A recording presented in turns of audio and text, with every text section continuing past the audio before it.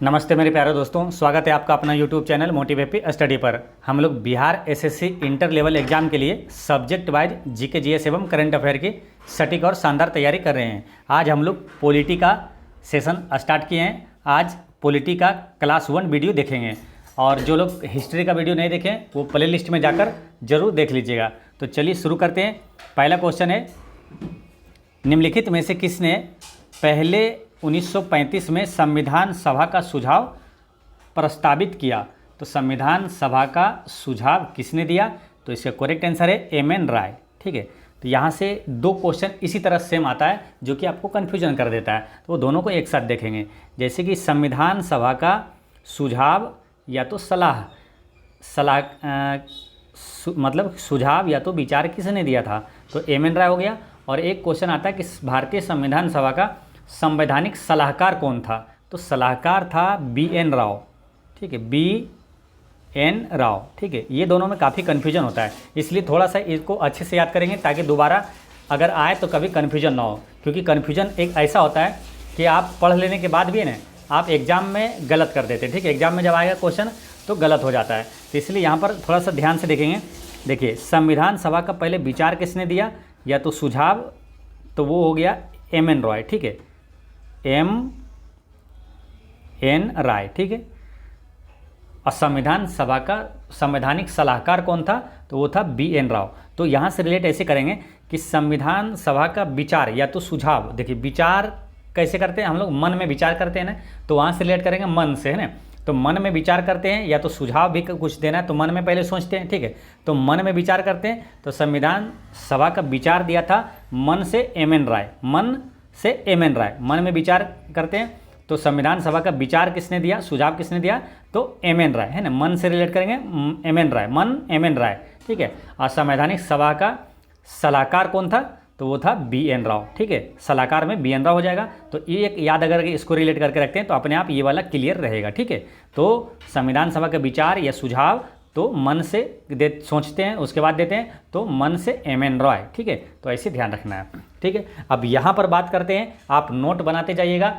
एक बार अगर यहाँ से पढ़ लिए तो आपको जीवन में कोई भी क्वेश्चन यहाँ से छूटेगा नहीं। ठीक है, तो इस तरह से आपको स्टडी करवाएंगे, चाहे कोई भी एग्जाम दीजिए, सभी एग्जाम में आप शानदार करके आइएगा। तो आप नोट बनाते जाइएगा। ठीक है, ये पॉलिटी का आप नोट बना लीजिए। अब यहाँ शुरू करते हैं कतई जहर प्रश्नों का सिलसिला। ठीक है, पहले ये जानिए कि संविधान सभा की पहली बैठक कब हुई थी? तो संविधान सभा की पहली बैठक हुई थी 9 दिसंबर 1946 को। ठीक है, संविधान सभा की पहली बैठक हुई थी। संविधान सभा को अंगीकार कब किया गया था? तो अंगीकार किया गया था 26 नवंबर 1949 को। ठीक है, 26 नवंबर 1949 है ना, यहाँ पर क्या हुआ 49, 26 नवंबर 1949 को अंगीकार किया गया था।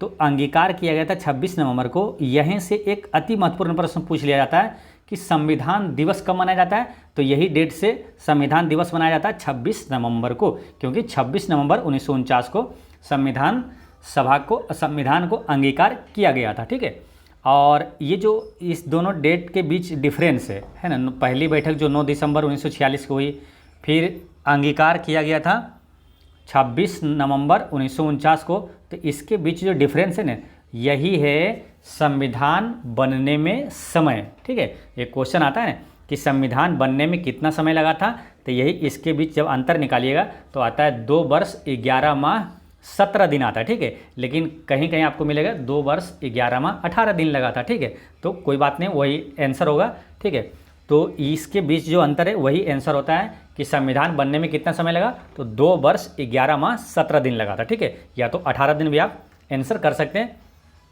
तो ये ध्यान रखना है। तो यही डेट अंतर है। ठीक है, तो ये हो गया। और ये जो संविधान दिवस मनाया जाता है 26 नवंबर को, तो 26 नवंबर को एक और दिवस मनाया जाता है। कौन सा वो? तो वो है राष्ट्रीय दुग्ध दिवस, है ना। राष्ट्रीय दुग्ध दिवस कब मनाया जाता है? 26 नवंबर को ही मनाया जाता है। ठीक है, अच्छा, संविधान सभा के पहले अस्थायी अध्यक्ष कौन थे? यानी कि पहले अध्यक्ष थे वो अस्थायी अध्यक्ष थे, वो थे डॉक्टर सच्चिदानंद सिन्हा। ठीक है, पहले अस्थायी अध्यक्ष सच्चिदानंद सिन्हा थे, और पहले अस्थायी अध्यक्ष पूछे तो डॉक्टर राजेंद्र प्रसाद हो जाएगा। ठीक है, तो ये सभी प्रश्न है काफ़ी महत्वपूर्ण है और हमेशा ये रिपीट होते रहता है। ठीक है, ऐसा क्वेश्चन है जो कभी पुराना नहीं होता है, अक्सर एग्जाम में आते रहता है। ठीक है, तो इसलिए सभी प्रश्न कतई जहर प्रश्न है, सभी को आपको हमेशा याद रखना है। तो संविधान सभा के पहले अस्थायी अध्यक्ष सच्चिदानंद सिन्हा, अस्थायी अध्यक्ष डॉक्टर राजेंद्र प्रसाद। संविधान सभा की आखिरी बैठक कब हुई थी? संविधान सभा की ये दो डेट मालूम है आपको, ठीक है। पहली बैठक 9 दिसंबर 1946, अंगीकार किया गया था 26 नवंबर 1949। आखिरी बैठक कब हुआ? तो वो हुआ था 24 जनवरी 1950 को हुआ था, ठीक है। संविधान सभा की आखिरी बैठक हुआ था 24 जनवरी 1950 को, ठीक है। और भारतीय संविधान लागू कब हो गया? 26 जनवरी 1950 को लागू हो गया था, ठीक है। तो इतने सारी चीज़ें आपको यहाँ पर याद रखना है, ठीक है। तो यहाँ पर इसका आंसर क्या हो गया था? संविधान सभा का सुझाव या तो विचार यानी कि मन में सोच के देते हैं तो एम.एन. राय, ठीक है। इसका आंसर हो गया 4। नेक्स्ट है, भारत की संविधान सभा की पहली बैठक की अध्यक्षता किसने की? यानी पहली बैठक की अध्यक्षता यानी अस्थायी अध्यक्ष। पहले क्या अस्थायी अध्यक्ष बना था 9 दिसंबर को, ठीक है। तो उस समय कौन बने थे सबसे पहले? तो सच्चिदानंद सिन्हा बने थे, ठीक है। फिर बाद में अस्थायी अध्यक्ष बन गए थे डॉक्टर राजेंद्र प्रसाद बन गए थे, ठीक है। तो ये ध्यान रखना है, ठीक है। सच्चिदानंद सिन्हा को 9 दिसंबर 1946 को आयोजित संविधान सभा के अस्थायी अध्यक्ष के रूप में चुना गया था और 11 दिसंबर 1946 को संविधान सभा में डॉक्टर राजेंद्र प्रसाद को अध्यक्ष और H.C. मुखर्जी है ना, H.C. मुखर्जी को उपाध्यक्ष के रूप में चुना गया था, ठीक है। तो ये ध्यान रखना है। अच्छा, भारतीय संविधान का जनक किसे कहा जाता है? तो ये भीमराव अंबेडकर को भारतीय संविधान का जनक कहा जाता है।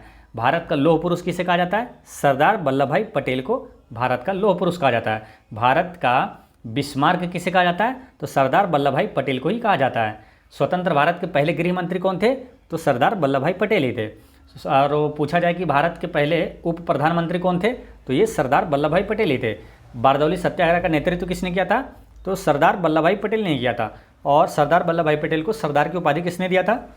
तो बारदौली की महिलाओं ने दिया था, ठीक है। और बारदौली सत्याग्रह 1928 में हुआ था, जब साइमन कमीशन भारत कब आया था? 1928 में आया था, ठीक है। ये सारी चीज़ें नोट कर लेना है एक साथ, ठीक है। देखिए, पढ़ाई सभी लोग करते हैं, लेकिन पढ़ाई का थोड़ा सा तरीका अलग होता है ना। तो आप कम समय में बहुत ज़्यादा नॉलेज हो जाता है और कम समय में आप नौकरी ले लेते हैं, ठीक है, सफल हो जाते हैं। तो ये होता है सिस्टमेटिक ढंग से पढ़ना, ठीक है। पढ़ना और लिखना, ज्ञान की सामग्री को जुटाना है, लेकिन सोचना और विचारना ही उसे स्मरणीय बनाता है। सिस्टमेटिक ढंग से पढ़ना वो आपको पूरा एक्सीलेंट और टैलेंट बना देता है, ठीक है। और आप सक्सेस हो जाते हैं काफ़ी कम समय में, ठीक। चलिए नेक्स्ट क्वेश्चन की ओर चलते हैं। तीसरा क्वेश्चन है कि 1773 के विनियमन यानी कि रेगुलेटिंग एक्ट है ना, रेगुलेटिंग मतलब होता है विनियमन। तो 1773 के रेगुलेटिंग एक्ट के दोषों को दूर करने के लिए ब्रिटिश संसद द्वारा पारित किया गया कौन सा अधिनियम है, जो ईस्ट इंडिया कंपनी अधिनियम 1784 के नाम से भी जाना जाता है? तो 1784 का जो ईस्ट इंडिया अधिनियम है उसको जानते हैं किस नाम से? तो पिट्स इंडिया एक्ट के नाम से भी जाना जाता है, ठीक है। पिट्स इंडिया एक्ट के नाम से जाना जाता है, ठीक है। तो ये ध्यान रखना है। और यहाँ पर कुछ थोड़ा सा टफ क्वेश्चन है जो कि आपको नोट कर लेना है, जो कि एग्जाम में पूछा जाता है। जैसे एक क्वेश्चन आएगा कि किस एक्ट के तहत यानी कि किस अधिनियम के माध्यम से बंगाल के गवर्नर को बंगाल के गवर्नर जनरल के रूप में नामित किया गया था? तो वो था विनियमन अधिनियम 1773 यानी कि रेगुलेटिंग एक्ट 1773 के तहत, ठीक है। कभी ऑप्शन में रहेगा हिंदी, रेगुलेटिंग तो आपको मालूम है, लेकिन हिंदी में दिया रहेगा ऑप्शन में विनियमन, यही वाला विनियमन अधिनियम 1773। तो 1773 के तहत ही बंगाल के गवर्नर को बंगाल का गवर्नर जनरल नियुक्त किया गया था, ठीक है। अच्छा, किस एक्ट के तहत? देखिए, पहला तो हो गया 1773, ठीक है, बंगाल के गवर्नर को बंगाल का गवर्नर जनरल बना दिया गया था। अच्छा, किस एक्ट के तहत बंगाल के गवर्नर जनरल को भारत का गवर्नर जनरल बना दिया गया? तो 1833 के चार्टर एक्ट के तहत, ठीक है। ये सारी चीज़ें नोट करते जाना है, ये सब काफ़ी महत्वपूर्ण क्वेश्चन है और एग्जाम में निश्चित रूप से पूछा जाता है, ठीक है। तो ये हो गया क्या? बंगाल के गवर्नर जनरल को भारत का गवर्नर जनरल बना दिया गया था 1833 के चार्टर एक्ट के तहत। अच्छा, भारत के गवर्नर जनरल को भारत का वायसराय कब बनाया गया था? तो वो 1858 के अधिनियम के तहत, ठीक है। तो ये ध्यान रखना है, ठीक। तो ये सारी चीज़ें नोट कर लेना है। ये जो 1858 का भारत सरकार का अधिनियम है, इसी के तहत भारत का वायसराय बनाया गया था, जो कि लॉर्ड कैनिंग था। 1856 से 62 था ना, लॉर्ड कैनिंग का कार्यकाल था।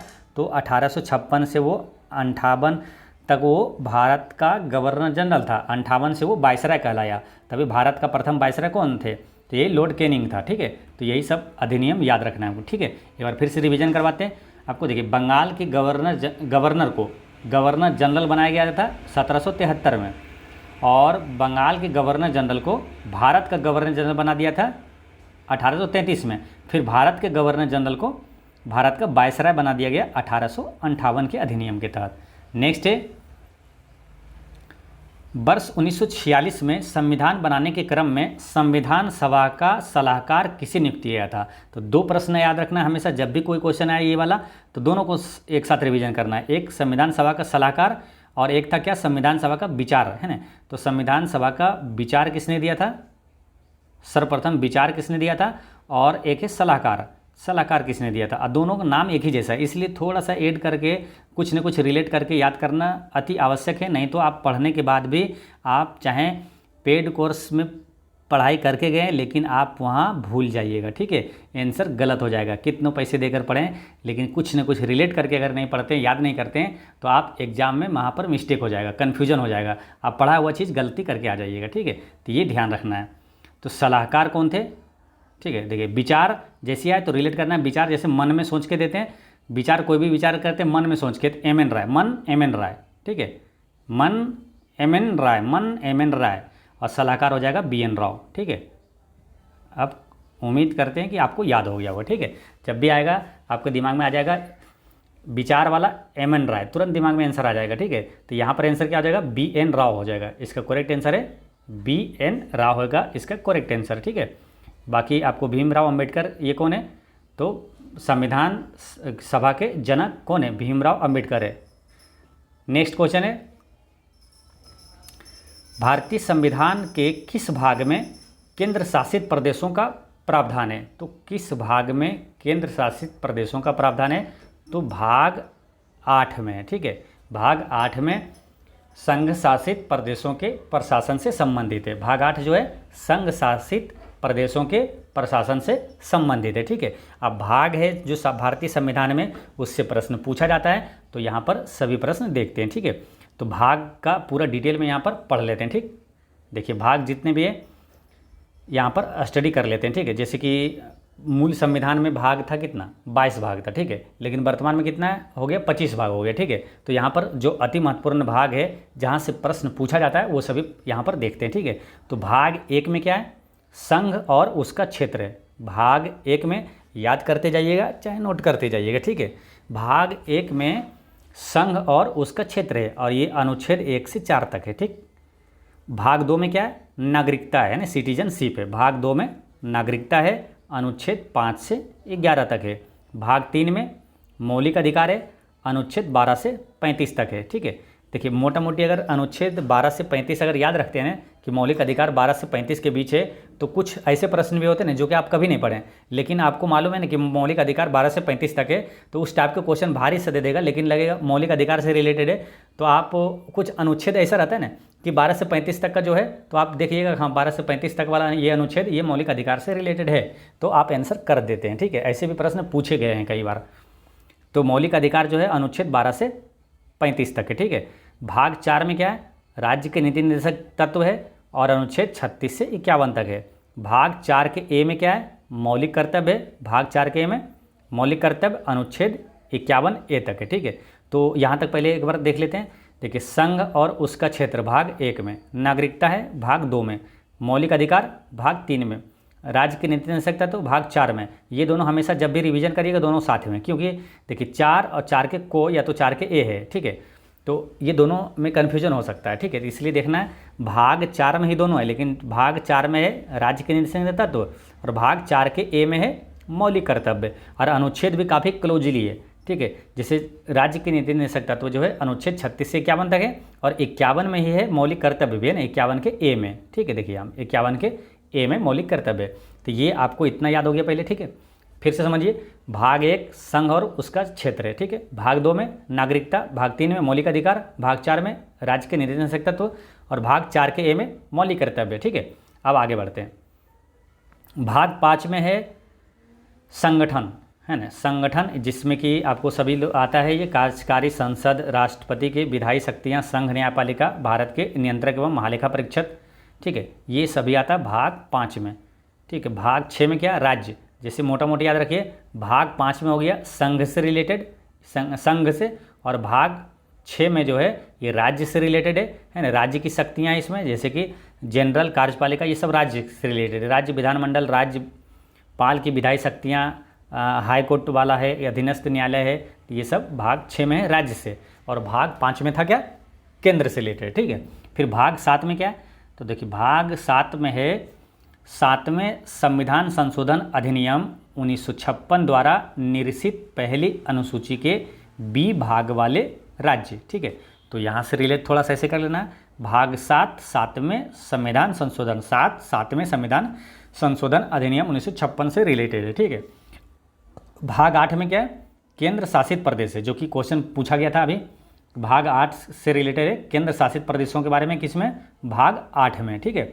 भाग 9 के ए काफ़ी महत्वपूर्ण है, याद रखना, ये बहुत बार रिपीट हो रहा है। तो ये पंचायत से रिलेटेड है ना, खास करके बिहार के एग्जाम के लिए तो कतई जहर प्रश्न है, भाग 9 और भाग 9 के ए, ठीक है। तो भाग 9 में क्या है, पंचायत, और भाग 9 के ए में है नगर पालिका, ठीक है, जो कि 73वें संविधान संशोधन के तहत भाग 9 ये जोड़ा गया था पंचायत, और भाग 9 का ए जोड़ा गया था नगर पालिका को संवैधानिक दर्जा दिया गया था, ठीक है।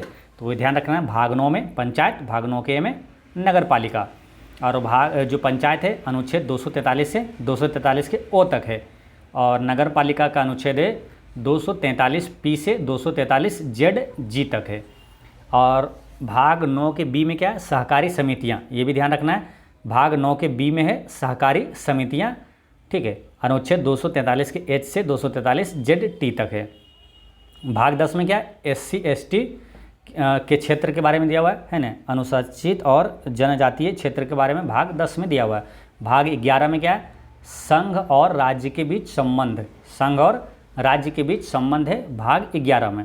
भाग 12 में क्या है, बीत संपत्ति अनुबंध और सूट, यानी कि सूट यानी वाद विवाद जो होता है मामले वो वाला, ये भाग 12 में है, बीत संपत्ति अनुबंध और सूट। भाग 13 में क्या है, संपत्ति का अधिकार भी देखिए भाग आपको कितना 12 में ही आया था ना, संपत्ति का अधिकार जो है भाग 12 के अध्याय 4 में है। अच्छा, भाग 13 में क्या है, भारत के भीतर व्यापार, वाणिज्य और समागम, ठीक है। तो भाग 13 में क्या है, जैसे भारत के भीतर, जो भारत के क्षेत्र के भीतर जो व्यापार है, वो भारत के अंदर व्यापार के बारे में भाग 13 में दिया हुआ है, ठीक है। भाग 13 में भारत के क्षेत्र के भीतर व्यापार, वाणिज्य और समागम, ठीक है, ये काफ़ी महत्वपूर्ण प्रश्न है, ये भी पूछा जाता है। तो भारत के क्षेत्र के भीतर व्यापार भाग 13 में है, ठीक है। भाग 14 में क्या है, संघ और राज्यों के अधीन सेवाएं, ठीक है। देखिए थोड़ा सा यहाँ पर कन्फ्यूजन हो सकता है, भाग 13 में भारत के भीतर व्यापार, ठीक है, और भाग 14 में क्या है, संघ और राज्यों के अधीन सेवाएं। भाग 14 का ए में है न्यायाधिकरण, भाग 15 में है चुनाव यानी निर्वाचन, ये भी कतई जहर प्रश्न है, भाग 15 जो कि चुनाव निर्वाचन से रिलेटेड है, ठीक है। डायरेक्ट क्वेश्चन ये भी पूछा जाता है कि चुनाव या निर्वाचन जो है वो किस अनुच्छेद में, अनुच्छेद 324 में, ठीक है, अनुच्छेद 324 के 324 से 329 के ए तक है।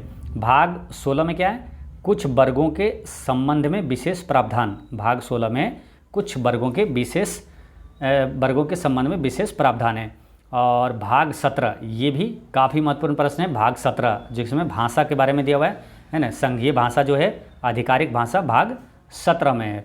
नेक्स्ट है भाग 18 में, ये भी महत्वपूर्ण है, यानी कि लगभग इसमें सभी महत्वपूर्ण नहीं है, ठीक है, काफ़ी महत्वपूर्ण है, सभी को याद रखना है, एक आध दो को छोड़ के बाकी सब क्या बार बार रिपीट होता है। जैसे आपात उपबंध क्या काफ़ी महत्वपूर्ण है, आपात उपबंध जो है भाग 18 में, आपातकालीन प्रावधान भाग 18 में अनुच्छेद 352 से 60 तक है, जिसमें जो कि राष्ट्रीय आपात है, राष्ट्रपति शासन है, वित्तीय आपात है, ये सब कहाँ है, भाग 18 में है। भाग 19 है ना, 19 में क्या विविध है। भाग 20 में क्या, ये भी कतई जहर प्रश्न है, संविधान संशोधन की प्रक्रिया जो है भाग 20 में है, और अनुच्छेद 368 में है ना, अनुच्छेद 368 में। भाग 21 में ये क्या, अस्थायी संक्रमणकालीन और विशेष प्रावधान अनुच्छेद 369 से 392 तक है।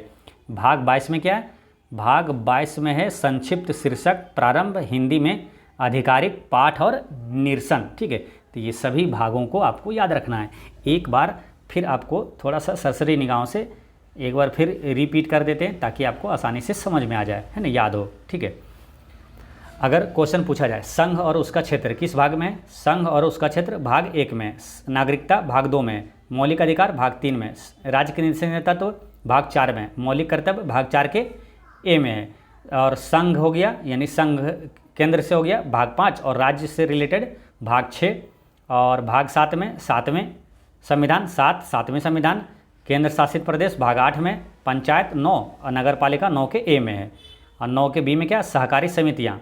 फिर SC ST के बारे में भाग 10 में, और संघ और राज्यों के बीच संबंध भाग 11 में, 12 में क्या, 12 बीत ऐसे रिलेट कर लेना, 12 बीत संपत्ति अनुबंध और सूट, और 13 में क्या है, भारत के भीतर व्यापार।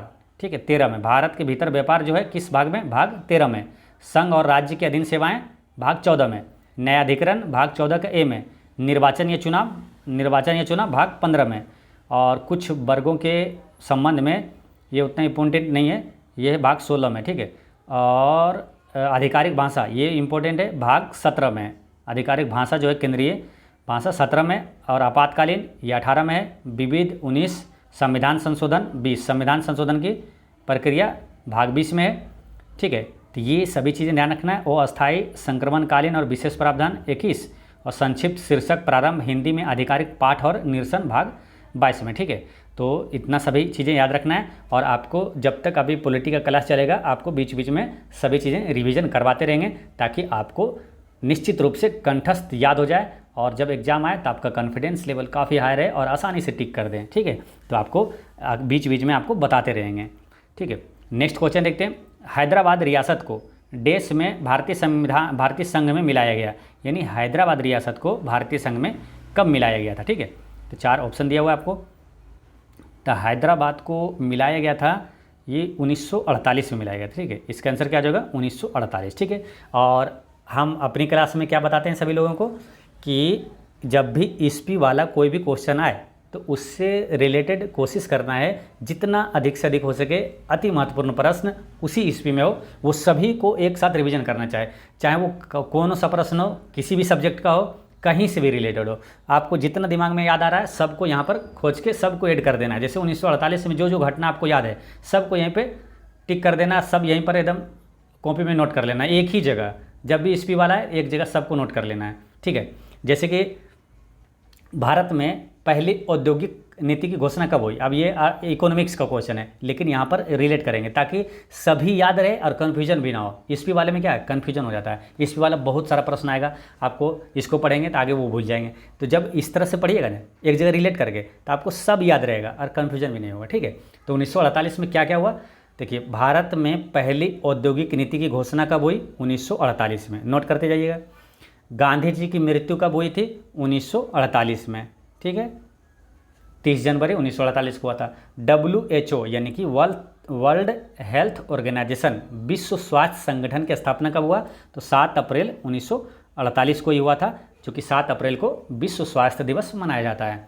अच्छा, प्रारूपण समिति ने भारतीय संविधान का पहला प्रारूप कब प्रकाशित किया गया था, ये भी क्वेश्चन पूछा जाता है कि प्रारूपण समिति ने भारतीय संविधान का पहला प्रारूप कब प्रकाशित किया था, तो 1948 में ही किया था। ठीक है, एक बार फिर समझ लीजिए। देखिए पहला क्वेश्चन क्या था आपका, मूल क्वेश्चन जो है कि हैदराबाद रियासत को कब मिलाया गया था भारतीय संघ में, तो 1948 में। ठीक है, 1948 में। फिर भारत में पहली औद्योगिक नीति घोषणा हुई 1948 में। गांधी जी की मृत्यु हुई 30 जनवरी 1948 को ही। WHO की स्थापना हुआ 1948 में ही। अब प्रारूपण समिति ने भारतीय संविधान का पहला प्रारूप कब प्रकाशित किया था, तो 1948 को ही। ठीक है, नेक्स्ट है, अब यहाँ पर क्या है देखिए, भारतीय संविधान का 15वां भाग 15 निम्नलिखित में से किससे संबंधित है, तो देखिए दिल्ली पुलिस कांस्टेबल में पूछा गया था 2020 में प्रथम पाली में। ठीक है, तो भाग 15 ये भाग 15 में है क्या, तो भाग 15 में आपको क्या बताए थे, भाग 15 में है निर्वाचन, है ना, निर्वाचन किस में, भाग 15 में है। और निर्वाचन 24, ये अनुच्छेद 324 ऐसे रिलेट करके याद रखना है, ठीक है। निर्वाचन अनुच्छेद 324 से 329 तक है, ठीक है। अच्छा, खाली सिंपल पूछ दे कि चुनाव आयोग का प्रावधान किस अनुच्छेद में है, तो अनुच्छेद 324 में है ना, चुनाव 24, ठीक है, ये ध्यान रखना है। अब यहाँ से कुछ अति महत्वपूर्ण प्रश्न देखते हैं, ठीक है। देखिए एक्स्ट्रा फैक्ट्स जो बताएंगे वो तो काफ़ी महत्वपूर्ण रहेगा, जो प्रश्न पूछा गया है उससे ज़्यादा महत्वपूर्ण रहेगा, आपको आने की 100% संभावना रहेगी। एक्स्ट्रा फैक्ट्स जो बताते हैं वो, ठीक है। तो एक्स्ट्रा फैक्ट्स काफ़ी कतई जहर प्रश्न रहेगा, और जितना भी बताते हैं एक एक प्रश्न है ना काफ़ी महत्वपूर्ण रहेगा, और इसीलिए एक्स्ट्रा फैक्ट्स पे विशेष ध्यान रखना है और सभी चीज़ों को नोट करते जाना है, ठीक है। जैसे कि भारत निर्वाचन आयोग की स्थापना कब हुआ था, भारत निर्वाचन आयोग की स्थापना हुआ था 25 जनवरी 1950 को हुआ था, ठीक है। अब 25 जनवरी से ही एक क्वेश्चन पूछ लिया जाता है क्या, कि राष्ट्रीय मतदाता दिवस कब मनाया जाता है, तो इसी 25 जनवरी को मनाया जाता है, और ये राष्ट्रीय मतदाता दिवस जो है यहीं से लिया गया, ठीक है। इसी डेट के कारण ही राष्ट्रीय मतदाता दिवस 25 जनवरी को मनाया जाता है, क्योंकि भारत निर्वाचन आयोग की स्थापना 25 जनवरी 1950 को हुआ था, ठीक है। अच्छा, भारत के प्रथम चुनाव आयुक्त कौन है, ये सदियों से पूछा आता रहा है और हमेशा पूछा जाता है, बार बार पूछा जाता है, प्रथम चुनाव आयुक्त कौन थे, तो ये सुकुमार सेन थे। भारत के प्रथम चुनाव आयुक्त सुकुमार सेन थे। अब वर्तमान अभी करेंट अफेयर में याद रखना है कौन है, राजीव कुमार है, ठीक है। तो ये ध्यान रखना है। अच्छा, ये भाषा याद होगा, भाषा किस भाग में, तो भाग 17 में है, ठीक है। देखिए निर्वाचन या चुनाव आयोग से हो गया भाग 15, भाषा हो गया भाग 17, संविधान संशोधन ये किस भाग में, तो भाग 20 में, आपातकालीन किस भाग में, तो भाग आपातकालीन कितना बताया, भाग 18 में, ठीक है। तो ये सभी ध्यान रखना है। और अनुच्छेद की भी अगर बात करते हैं तो जैसे कि भाग 17 में है ये भाषा, अनुच्छेद 345 में है, संविधान संशोधन की प्रक्रिया भाग 20 और अनुच्छेद 368 में है। आपातकालीन की बात करते हैं तो ये है भाग 18 में और अनुच्छेद 352 से 60 तक है, 352 से 360 तक है, ठीक है। तो ये ध्यान रखना है। और निर्वाचन आपका हो गया भाग 15 अनुच्छेद 324। नेक्स्ट है,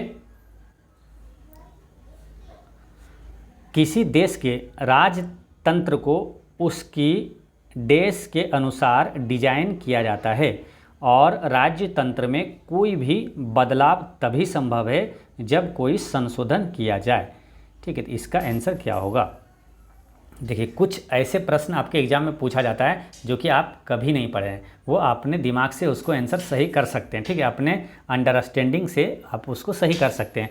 अब इसके क्वेश्चन समझ में नहीं आया, लेकिन ऑप्शन अगर देखिएगा तो क्वेश्चन समझ में आने लगेगा धीरे धीरे। जैसे पूछा क्या है, किसी देश के राज्यतंत्र को उसकी देश के अनुसार डिजाइन किया जाता है। तो किसके अनुसार डिजाइन किया जाता है किसी देश का राजतंत्र, संविधान के अनुसार या तो लोग के अनुसार, सरकार के अनुसार या प्रस्तावना के अनुसार। तो दिमाग में कुछ ना कुछ आने लगता है ना, कि संविधान किसी देश का राजतंत्र है जो वो संविधान के अनुसार डिजाइन किया जाता है, और राजतंत्र में कोई भी बदलाव तभी संभव है जब कोई संशोधन किया जाए। तो संविधान में संशोधन होगा तभी कोई बदलाव होगा, ठीक है। और भारत का जो या तो किसी भी देश का राजतंत्र जो है वो किसके अनुसार डिजाइन किया जाएगा, तो संविधान के अनुसार डिजाइन किया जाएगा, ठीक है। बाकी संविधान सभा संविधान के बारे में आपको पीछे बता चुके हैं सारी चीज़ें। नेक्स्ट है, जीबी मावलंकर भारत की संविधान सभा के देश के अध्यक्ष थे। तो जीबी मावलंकर ये ऑप्शन में से किसके अध्यक्ष थे, तो ये थे कार्य सूची समिति के अध्यक्ष थे, है ना। कार्य सूची समिति के अध्यक्ष थे जीबी मावलंकर। अब जीबी मावलंकर से याद आ गया होगा आपको, ये जीबी मावलंकर से ज़्यादा प्रश्न क्या पूछा जाता है कि भारत में जो लोकसभा के प्रथम अध्यक्ष कौन थे, तो जीबी मावलंकर थे। कई बार क्वेश्चन पूछा गया, गिनती नहीं है इसकी, ठीक है, हमेशा बार बार पूछा जाता है। तो याद रखना है, लोकसभा के प्रथम अध्यक्ष कौन थे, जीबी मावलंकर थे। अच्छा, लोकसभा की पहली महिला अध्यक्ष कौन थी, तो वो थी मीरा कुमार, जो कि बिहार से ही है, मीरा कुमार, ठीक है। अच्छा, वर्तमान में करंट अफेयर में याद रखना है, वर्तमान लोकसभा अध्यक्ष कौन है, तो ओम बिड़ला है, ठीक है। बाकी लोकसभा से कई चीज़ें आप रिवीजन यहाँ कर सकते हैं, है ना।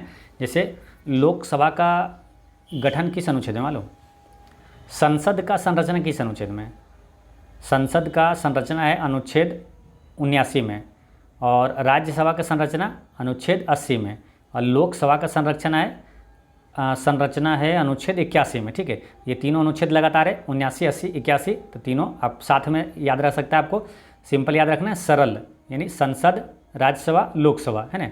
अनुच्छेद 79, 80, 81 तीनों लगातार है, यानी संसद है अनुच्छेद 79 में, राज्यसभा 80, लोकसभा है अनुच्छेद 81 में, ठीक है। ये चीज़ें ध्यान रखना है। लोकसभा का गठन कब हुआ था? तो लोकसभा का गठन हुआ था 1952 में। राज्यसभा का गठन कब हुआ? तो 1952 में हुआ था। और एनडीसी है ना, राष्ट्रीय विकास परिषद का गठन कब हुआ?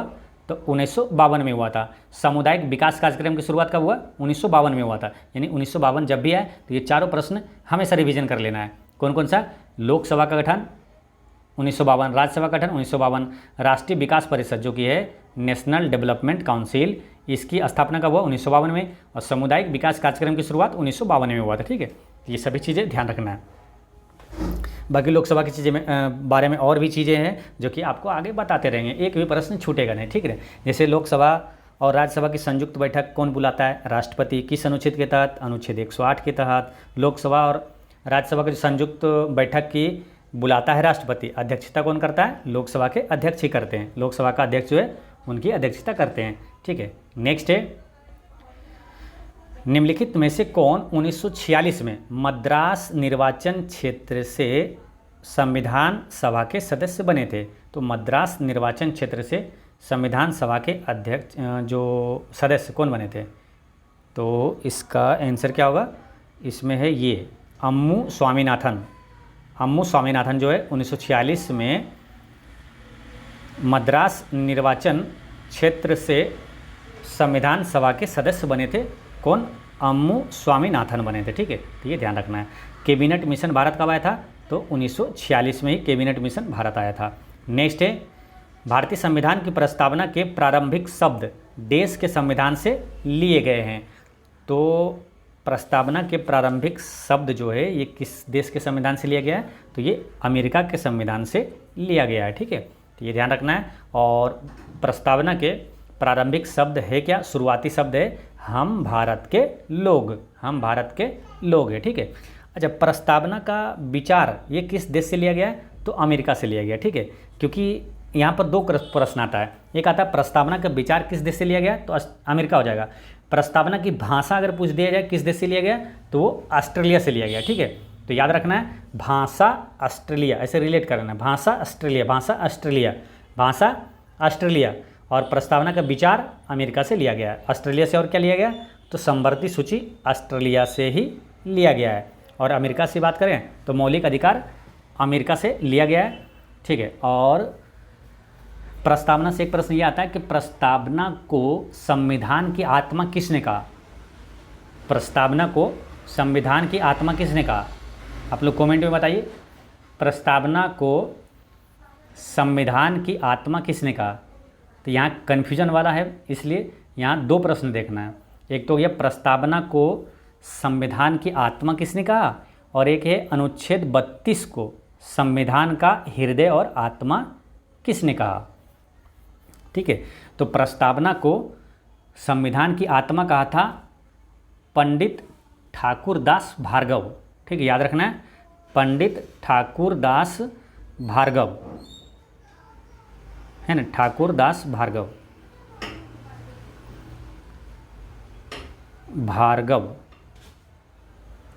पंडित ठाकुरदास भार्गव ने प्रस्तावना को संविधान की आत्मा कहा था, और अनुच्छेद 32 को संविधान का हृदय और आत्मा कहा था भीमराव अंबेडकर ने, ठीक है। तो ये याद रखना है, ठीक है। तो कन्फ्यूजन नहीं होना है। अगर ये दोनों साथ में नहीं पढ़ते हैं तो कुछ भी क्वेश्चन आता है आप भीमराव अंबेडकर टिक कर देते हैं, ठीक है, लेकिन दोनों में नहीं करना है। इसमें अगर सिंपल पूछ दिया जाए प्रस्तावना को संविधान की आत्मा किसने कहा, तो ठाकुर भार्गव दास टिक करना, ठीक है, ठाकुरदास भार्गव। और अनुच्छेद 32 के बारे में बोले कि संविधान के हृदय और आत्मा किसने कहा, तो ये हो जाएगा भीमराव अंबेडकर हो जाएगा, ठीक है। तो ये ध्यान रखना है। नेक्स्ट है, भारत के संविधान के निर्माण में कितना समय लगा? तो भारत के संविधान के निर्माण में जो समय लगा था तो वो लगा था कितना, 2 वर्ष 11 माह 17 दिन, ठीक है। बहुत जगह 18 दिन भी मिलेगा तो कोई दिक्कत नहीं है, वो आपको आंसर वो ऑप्शन दोनों में से एक ही रहेगा, ठीक है। तो एग्जैक्ट डेट भी अगर 9 दिसंबर को पहली बैठक हुई थी, 9 दिसंबर 1946 को ठीक है। और संविधान सभा को अंगीकार किया गया था 26 नवंबर 1949 को। ये दोनों के बीच अंतर जो है ये 2 वर्ष 11 माह 17 दिन है, ठीक है। तो अंतर है 17 दिन, लेकिन लगा कितना, तो ये 9 भी कैलकुलेट हो सकता है, ठीक है। दोनों में से अगर आधा आधा भी कैलकुलेट करें तो 9 वर्ष 11 माह 18 दिन हो जाता है, ठीक है। तो ये ध्यान रखना है। तो इसमें कितना समय लगा, 2 वर्ष 11 माह 17 दिन लगा था, ठीक है। तो ये ध्यान रखना है। तो पहली बैठक हुई थी 9 दिसंबर 1946 को, और जो संविधान सभा को अंगीकार किया गया था तो ये 26 नवंबर 1949 को। 26 नवंबर से तुरंत 2 क्वेश्चन रिवीजन कर लेना है। क्या, संविधान दिवस कब मनाया जाता है, 26 नवंबर को, और राष्ट्रीय दूध दिवस कब मनाया जाता है, तो 26 नवंबर को ही मनाया जाता है। नेक्स्ट है, भारतीय संविधान के किस भाग को भारत का मेगना काटा कहा जाता है। तो भारत के किस भाग को, है ना, संविधान के किस भाग को, तो भाग 3 को, है ना, भारत का मेगना काटा कहा जाता है। भारत का मेगना काटा कहा जाता है भाग 3 को, है ना। भाग 3 यानी ऑप्शन नंबर 1 में भाग 3। और भाग 3 में क्या है, मौलिक अधिकार है। मौलिक अधिकार है, और मौलिक अधिकार किस देश से लिया गया, तो अमेरिका से लिया गया, ठीक है। और मौलिक अधिकार भाग 3 में है, अनुच्छेद 12 से 35 तक है। 12 से 35 तक है, ठीक है। तो ये ध्यान रखना है। और यहाँ से एक चीज़ें याद रखना है, क्या, देखिए ये भाग 2 में है, इसमें क्या है, तो नागरिकता है। भाग 6 में क्या है, भाग 6 में बताए थे राज्य सरकार से रिलेटेड है, राज्य सरकार के कामकाज के लिए प्रावधान दिया हुआ है भाग 6 में। और भाग 4 में क्या है, तो भाग 4 में है राज्य के नीति निर्देशक तत्व है, जो कि आयरलैंड से लिया गया था भाग 4 में। और भाग 4 जब भी, तो भाग 4 के ए भी साथ में रिवीजन करना, ठीक है, ताकि कन्फ्यूजन आपको कभी ना हो। तो भाग 4 के ए में है मौलिक कर्तव्य, जो कि रूस से लिया गया है। अच्छा, ये भारत का मेगना काटा है ना। इसी तरह एक क्वेश्चन और आता है, कौन सा आता है, कि भारत में अंग्रेजी शिक्षा का मेगना काटा किसे कहा जाता है, तो वो वुड डिस्पैच को कहा जाता है, ठीक है। वुड डिस्पैच को, वो आपको कहाँ हिस्ट्री में पढ़ने को मिलता है, ठीक है, वुड डिस्पैच को। नेक्स्ट है, सरकार द्वारा अधिनियमित प्रत्येक कानून देश के अनुरूप होना चाहिए। तो सरकार द्वारा अधिनियमित प्रत्येक कानून किसके अनुरूप होना चाहिए, तो ऑप्शन देखते हैं। तो देखिए ऑप्शन से ही पता चल जाएगा आपको, है ना। ये संविधान के अनुरूप होना चाहिए। सरकार द्वारा अधिनियमित प्रत्येक कानून किसके अनुरूप, तो संविधान के अनुरूप होना चाहिए, ठीक है। इसका आंसर क्या हो जाएगा, ऑप्शन नंबर 3, संविधान के अनुरूप होना चाहिए, ठीक है। तो इसका करेक्ट आंसर हो गया ऑप्शन नंबर 3, ठीक है। बाकी चीज़ें आपको मालूम है, मौलिक अधिकार जो है भाग 3 में है और अमेरिका से लिया गया, ठीक है। और राज्य के नीति निर्देशकता तो जो है ये आयरलैंड से लिया गया, ठीक है। प्रस्तावना का विचार अमेरिका से, प्रस्तावना का भाषा ऑस्ट्रेलिया से लिया गया है। नेक्स्ट है, भारतीय संविधान के मूल लेख में डेश अनुच्छेद थे, यानी कि भारत के संविधान के यानी मूल संविधान में कितने अनुच्छेद थे। तो भारत के मूल संविधान में कितने अनुच्छेद थे, तो 395 अनुच्छेद थे, ठीक है। तो यहाँ से सभी प्रश्न याद रखना है।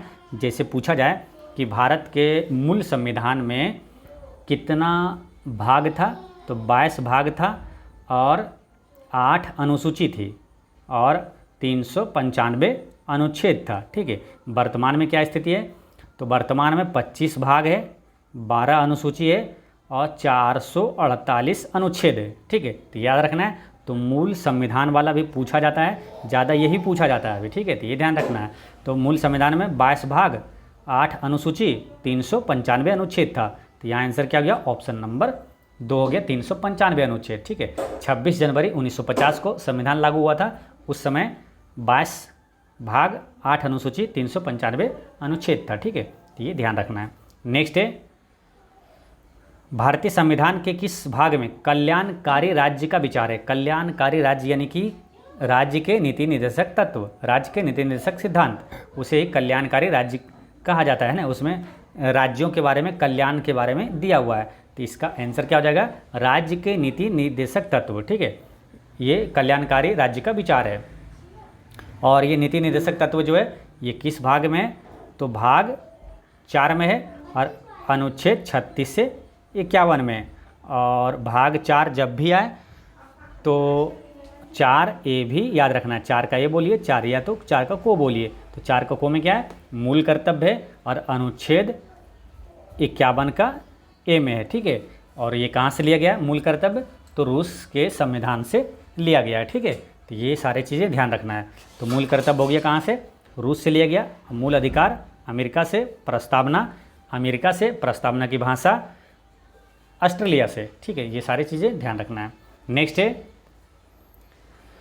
भारत के संविधान के भाग देश में देश के भीतर व्यापार और वाणिज्य की स्वतंत्रता का प्रावधान है। तो आपको बताए थे कि भारत के भीतर व्यापार जो है वो किस भाग में है, तो ये मिलेगा भाग 13 में, ठीक है। भाग 13 में है कि देश के भीतर व्यापार के बारे में दिया हुआ है, भाग 13 में, ठीक है। और भाग 20 में क्या है, तो भाग 20 में है संविधान संशोधन की प्रक्रिया, और भाग 10 में है SC ST के क्षेत्रों से संबंधित प्रावधान, और भाग 15 में क्या है, निर्वाचन से संबंधित है। भाग 15 में निर्वाचन से संबंधित है, ठीक है। नेक्स्ट क्वेश्चन है, भारत में बाल विवाह निषेध अधिनियम किस वर्ष पारित किया गया था। तो बाल विवाह निषेध अधिनियम किस वर्ष पारित किया गया था, तो 4 ऑप्शन दिया हुआ है। इसका आंसर क्या होगा, तो इसका आंसर होगा ऑप्शन नंबर 1, 1929 होगा, ठीक है। 1929 में बाल विवाह निषेध अधिनियम किस वर्ष पारित हुआ था, 1929 में हुआ था।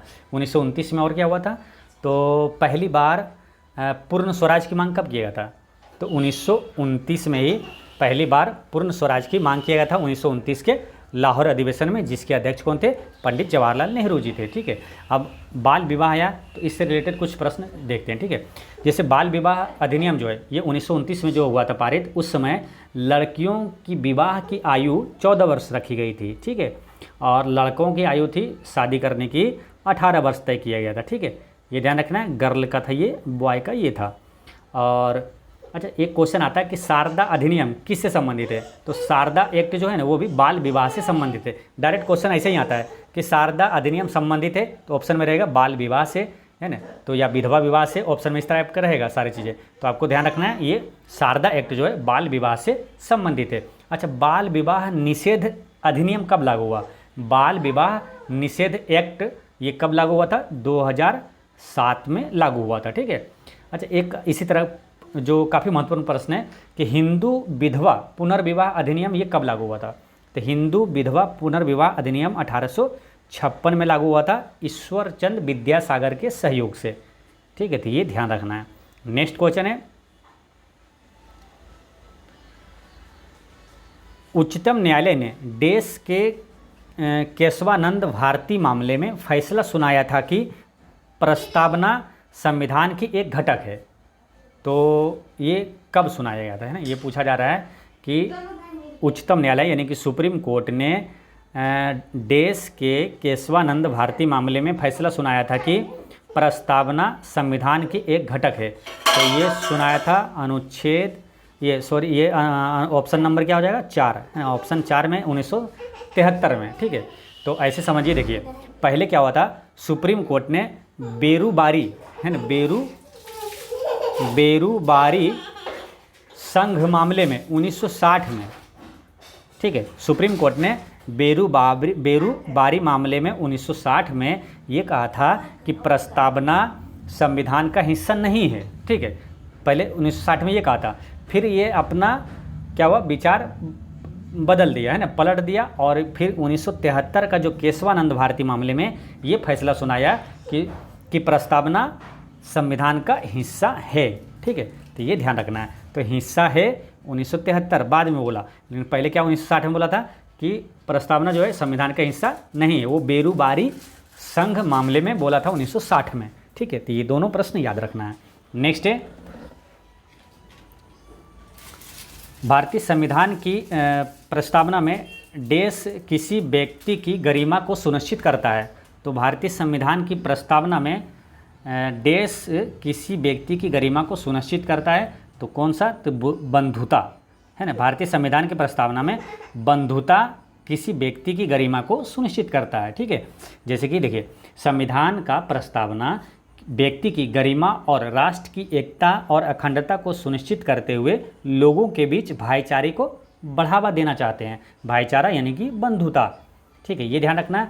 और यहाँ से इस टाइप का एक प्रश्न आता है कि 42वां संविधान संशोधन 1976 में 42वां संविधान संशोधन 1976 में प्रस्तावना में कौन सा 3 शब्द जोड़ा गया था? तो जोड़ा गया था समाजवादी, धर्मनिरपेक्ष और अखंडता। समाजवादी, धर्मनिरपेक्ष और अखंडता जोड़ा गया था। ये किस देश से लिया गया था? फ्रांस के संविधान से लिया गया था। ठीक है, तो ये ध्यान रखना है। नेक्स्ट है, भारतीय संविधान में द्विसदन प्रणाली की विशेषता देश के संविधान से ली गई है। तो भारतीय संविधान में द्विसदन प्रणाली, ये द्विसदन प्रणाली कहाँ से लिया गया था? तो ये ब्रिटेन से लिया गया। इसका आंसर क्या हो जाएगा? 4, ऑप्शन नंबर 4 ब्रिटेन के संविधान से लिया गया है। सबसे ज़्यादा ब्रिटेन के संविधान से ही प्रभावित है ना। अपना जो भारत का संविधान है सबसे ज़्यादा वहीं से लिया गया, जैसे कि संसदीय सरकार, कानून का शासन, विधायी प्रक्रिया, एकल नागरिकता, विशेषाधिकार, रीट, जो रीट जारी करता है सुप्रीम कोर्ट और हाई कोर्ट, और मंत्रिमंडल प्रणाली, द्विसदनीयवाद, ये सभी कहाँ से? तो ब्रिटेन के संविधान से लिया गया है। ठीक है, और फ्रांस के संविधान से क्या लिया गया? तो स्वतंत्रता, समानता और बंधुत्व, ये फ्रांस से लिया गया। जर्मनी से लिया गया। आपातकालीन शक्तियाँ जो है जर्मनी से लिया गया, और संविधान संशोधन की प्रक्रिया दक्षिण अफ्रीका से लिया गया है। नेक्स्ट है, प्रारूपण समिति ने भारतीय संविधान का पहला प्रारूप कब प्रकाशित किया गया था? ठीक है, ये क्वेश्चन पूछा है। देखिए, प्रारूपण समिति ने भारतीय संविधान का पहला प्रारूप कब प्रकाशित किया गया था? तो ये किया था 1948 में। ठीक है, लेकिन 1948 में ऑप्शन में काफ़ी लोचा है। 1948 में कौन सा है? तो वो फरवरी 1948 में किया था। ठीक है, ध्यान रखना है, फरवरी 1948 में। अब 1948 में कौन कौन महत्वपूर्ण घटनाएं हुए वो सभी यहाँ पर रिवीजन करेंगे। जैसे हैदराबाद रियासत को कब भारतीय संघ में मिलाया गया था? तो 1948 में ही मिलाया गया था। ठीक है, और भारत में पहली औद्योगिक नीति की घोषणा कब हुआ? तो 1948 में हुआ था। गांधी जी की मृत्यु कब हुआ? 1948 में। और विश्व स्वास्थ्य संगठन की स्थापना 1948 में हुआ था। नेक्स्ट है, भारतीय संविधान का राजनीतिक भाग्य मुख्यतः किस संविधान से लिया गया है? राजनीतिक भाग्य मुख्यतः, तो मुख्यतः ये लिया गया कहाँ से? तो वो मुख्यतः बोलेगा, ज़्यादा बोले तो क्या हो जाएगा? ब्रिटेन, है ना, ब्रिटिश संविधान से हो जाएगा। तो भारतीय संविधान का राजनीतिक भाग मुख्यतः किस संविधान से लिया गया? तो ब्रिटिश संविधान से लिया गया है। ठीक है, तो ये हो गया, जैसे कि संसदीय स्वरूप, द्विसदनीयवाद, कानून का शासन कहाँ से लिया गया? ब्रिटेन के संविधान से। एकल नागरिकता ब्रिटेन के संविधान से, और विशेषाधिकार रीट ब्रिटेन से। ठीक है, आयरलैंड के संविधान से क्या लिया गया?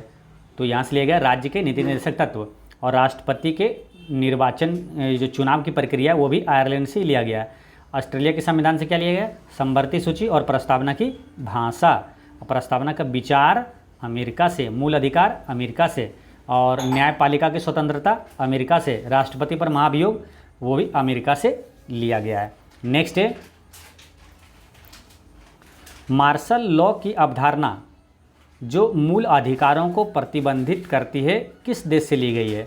तो मार्शल लॉ की अवधारणा ये लिया गया है यूके से, यानी कि यूनाइटेड किंगडम से।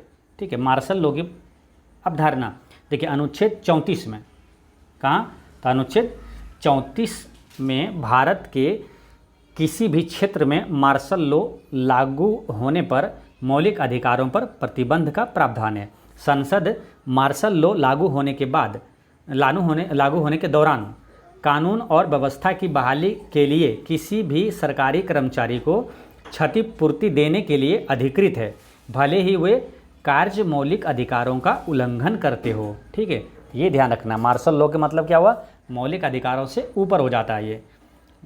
नेक्स्ट क्वेश्चन है, टाइप 2 का प्रश्न आता है। ठीक है, इस बुक में बहुत अच्छी चीज़ें दिया हुआ है कि सब सब्जेक्ट वाइज दिया हुआ है, चैप्टर वाइज, उसमें भी टाइप वाइज क्वेश्चन दिया हुआ है। ठीक है, टाइप 2 का क्वेश्चन यहाँ से स्टार्ट होता है।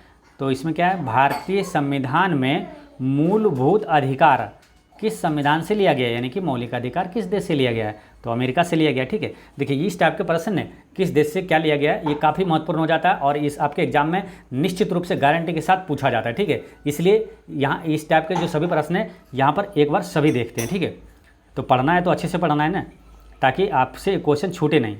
ठीक है, पढ़ने का मतलब यही होता है कि वो जानना चीज़ों को, ऐसे नहीं कि क्वेश्चन अटेम्प्ट करना है, 100-200 क्वेश्चन लगा लिए जल्दी जल्दी, वो नहीं। वो जानना आपके लिए सबसे ज़्यादा महत्वपूर्ण होता है कि आप सीख गए हैं। ठीक है, जान जाने, चाहे टाइम कितना लगे। ठीक है, तो वो चीज़ें महत्व नहीं रखता। ठीक है, तो अब यहाँ पर देख लेते हैं क्या किस देश से क्या क्या चीज़ें लिया गया है। ठीक है, जो कि गारंटी के साथ यहाँ से प्रश्न पूछा जाएगा। तो बात करते हैं पहले ऑस्ट्रेलिया से क्या क्या लिया गया है। ठीक है, तो समवर्ती सूची ऑस्ट्रेलिया से, व्यापार वाणिज्य की स्वतंत्रता ऑस्ट्रेलिया से, संसद के दोनों सदनों की जो संयुक्त बैठक होता है जो अनुच्छेद 108 में है और राष्ट्रपति बुलाता है, अध्यक्षता लोकसभा का अध्यक्ष करता है। तो संसद के दोनों सदनों की संयुक्त बैठक जो है ये प्रावधान किस देश से लिया गया? तो ऑस्ट्रेलिया से लिया गया। ठीक है, तो ऑस्ट्रेलिया से 3 चीज़ हो गया। मेन सबसे ज़्यादा पूछा जाता है समवर्ती सूची ही पूछा जाएगा। ठीक है, उसके बाद ये वाला संसद के दोनों सदनों की संयुक्त बैठक ऑस्ट्रेलिया से लिया गया। कनाडा से क्या लिया गया? तो इससे मेन चीज़ें याद रखना आपको, संघीय प्रणाली जो है ये कनाडा से लिया गया, संघीय प्रणाली। ठीक है, बाकी चीज़ें ध्यान रख सकते हैं ये सब, जैसे केंद्र द्वारा राज्यों के राज्यपालों की नियुक्ति, सर्वोच्च न्यायालय का सलाहकार क्षेत्राधिकार, एक मजबूत केंद्र के साथ संघ, केंद्र में अपशिष्ट शक्तियों का निहित होना, यानी मोटा मोटी याद रखना संघीय प्रणाली पूछा जाएगा। ये किस देश से लिया गया? संघीय प्रणाली कनाडा के संविधान से लिया गया। यहाँ से पूछा जाता है आयरलैंड से क्या? राज्य के निदेशक सिद्धांत कहाँ से लिया गया? तो आयरलैंड से लिया गया। राष्ट्रपति के चुनाव का विधि ये भी पूछा जाता है। ठीक है, तो राष्ट्रपति चुनाव का जो विधि है वो आयरलैंड से लिया गया। सबसे ज़्यादा बार रिपीट होता है ये, राज्य के नीति निदेशक सिद्धांत आयरलैंड के संविधान से लिया गया है। कानून द्वारा स्थापित प्रक्रिया ये किस देश से लिया गया? जापान से, है ना। कानून द्वारा स्थापित प्रक्रिया जापान के संविधान से लिया गया है। मौलिक कर्तव्य कहाँ से लिया गया? रूस के संविधान से लिया गया। मौलिक कर्तव्य रूस से लिया गया। और प्रस्तावना में न्याय के आदर्श यानी सामाजिक, आर्थिक और राजनीतिक, ये न्याय जो है सामाजिक, आर्थिक और राजनीतिक न्याय, ये रूस के संविधान से लिया गया। ठीक है, एक बार प्रश्न ऐसे भी पूछ लिया जाएगा आपसे कि संविधान में कौन सा न्याय नहीं है। ठीक है, तो ये ध्यान रखना है, सामाजिक न्याय, आर्थिक न्याय और राजनीतिक न्याय ये है। और यूनाइटेड किंगडम की बात करते हैं तो यहाँ से संसदीय सरकार, कानून का शासन, विधायी प्रक्रिया, एकल नागरिकता, कैबिनेट प्रणाली, विशेषाधिकार रीट और संसदीय विशेषाधिकार, ये सभी यूनाइटेड किंगडम से लिया गया है। ठीक है, फिर समझिए, संसदीय सरकार, कानून का शासन, विधायी प्रक्रिया, एकल नागरिकता, कैबिनेट प्रणाली, विशेषाधिकार रीट और संसदीय विशेषाधिकार, ये यूनाइटेड किंगडम से लिया गया है। और द्विसदन की प्रणाली भी यूनाइटेड किंगडम से लिया गया है। ठीक है, अमेरिका से क्या क्या लिया गया? तो सबसे महत्वपूर्ण कौन सा है? मौलिक अधिकार, ये अमेरिका के संविधान से लिया गया है। न्यायपालिका के स्वतंत्र अमेरिका से, न्यायिक समीक्षा अमेरिका, राष्ट्रपति पर महाभियोग ये भी अमेरिका से लिया गया। और सुप्रीम कोर्ट और हाई कोर्ट के न्यायाधीशों को हटाना ये भी अमेरिका से लिया गया। और उपाध्यक्ष का पद भी अमेरिका से। ठीक है, एक बार फिर समझिए, मौलिक अधिकार, न्यायपालिका की स्वतंत्रता, न्यायिक समीक्षा, राष्ट्रपति पर महाभियोग, सुप्रीम कोर्ट और हाई कोर्ट का न्यायाधीशों को हटाना और उपाध्यक्ष का पद, ये सभी अमेरिका के संविधान से लिया गया है। जर्मनी से क्या लिया गया?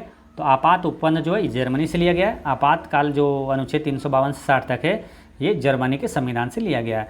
और संविधान संशोधन की प्रक्रिया, इसमें सबसे ज़्यादा महत्वपूर्ण यही है, संविधान संशोधन की प्रक्रिया दक्षिण अफ्रीका से लिया गया है। और राज्यसभा के सदस्यों का चुनाव भी दक्षिण अफ्रीका से लिया गया है।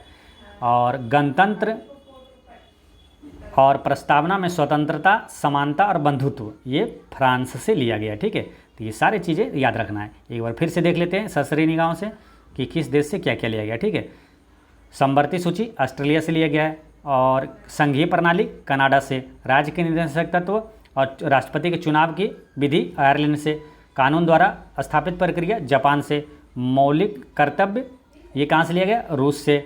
और सामाजिक, आर्थिक और राजनीतिक न्याय जो है ये रूस से लिया गया। संसदीय सरकार, कानून का शासन, विधायी प्रक्रिया, एकल नागरिकता, जैसे इसमें सबसे ज़्यादा पूछा जाएगा। देखिए, संसदीय सरकार, कानून का अधिकार, एकल नागरिकता और एकल नागरिकता ये पूछा जाएगा। और एक वो पूछा जाएगा ये द्विसदन व्यवस्था जो है ये यूनाइटेड किंगडम से लिया गया है। ठीक है, और अमेरिका से मौलिक अधिकार सबसे ज़्यादा पूछा जाता है। मौलिक अधिकार किस देश से लिया गया? ठीक है, बाकी न्यायपालिका का स्वतंत्रता ये याद रखना है, राष्ट्रपति पर महाभियोग अमेरिका से लिया गया है। आपात उपबंध जो है ये जर्मनी से लिया गया है। और संविधान संशोधन की प्रक्रिया दक्षिण अफ्रीका से लिया गया है। और गणतंत्र यानी कि प्रस्तावना में स्वतंत्रता, समानता और बंधुत्व के आदर्श ये फ्रांस के संविधान से लिया गया। ठीक है, तो दोस्तों आज की वीडियो इतना तक ही रहने देते हैं, फिर मिलते हैं नेक्स्ट वीडियो में आगे के अति महत्वपूर्ण प्रश्नों के साथ। ठीक है, और पिछले वीडियो में मैंने आपसे क्वेश्चन पूछा था कि नीति आयोग के वर्तमान सीईओ कौन है। तो नीति आयोग का वर्तमान सीईओ पूछे थे कौन है, तो वो कौन है? तो अभी है सुमन बेरी है। ठीक है, याद रखना है सुमन बेरी। और आज का क्वेश्चन है कि वर्तमान थल सेना अध्यक्ष कौन है। तो अभी जो करंट अफेयर में है, नए हैं वर्तमान थल सेना अध्यक्ष अभी कौन है, तो इसका आंसर आप कमेंट में दीजिएगा। ठीक है, तो जो लोग पढ़ाई करते हैं, ठीक है, उनको आंसर देना चाहिए। ठीक है, जो रेगुलर पढ़ाई कर रहे हैं तो आंसर देना चाहिए। आंसर आप देने से क्या होगा, आपको याद भी रहता है और आपका कॉन्फिडेंस बढ़ता है और आपके अंदर थोड़ा सा एक क्लैरिटी बढ़ती है और कॉन्फिडेंस बढ़ता है ना, इसलिए आंसर देना चाहिए। और इसके बारे में जितना अधिक से अधिक जानते हैं तो उसको भी आप कमेंट में ज़रूर लिखें। ठीक है, जैसे थल सेना अध्यक्ष पूछे आपसे तो आप वायुसेना अध्यक्ष, नौसेना अध्यक्ष, ये सब भी सारी चीज़ें लिखें तो और अच्छा मज़ा आएगा। ठीक है, तो इसका आंसर आप कमेंट में दीजिएगा कि वर्तमान थल सेना अध्यक्ष कौन है। और एक चीज़ हमेशा याद रखना है कि आपकी मुस्कान एक अनमोल खजाना है, इसे छोटी छोटी बातों में खोने ना दें। पढ़ते रहें, मुस्कुराते रहें। जय हिंद दोस्तों।